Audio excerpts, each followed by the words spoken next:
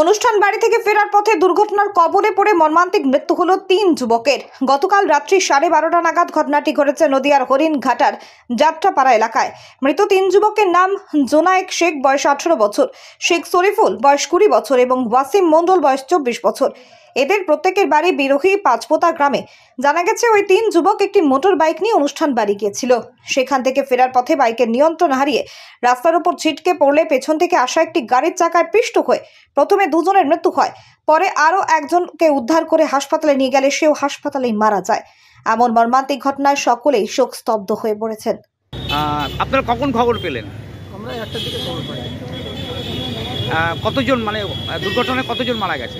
দুজন স্পট হয়েছে, একজন কল্যাণী জেএনএমে ছিল, ওখানে গিয়ে কি নাম, মানে নাম আর বয়সটা বলুন। এখানে জুনু, ওনার বয়স ছিল 18 বছর, আর অসীম মণ্ডল ওর বয়স 24, তৈফুল মণ্ডল ওর বয়স 24। আর 3 জন মারা গেছে। আপনাদের এলাকায় বাড়ি? এলাকার বাড়ি না, আমার গ্রামের বাড়ি। গ্রামের বাড়ি।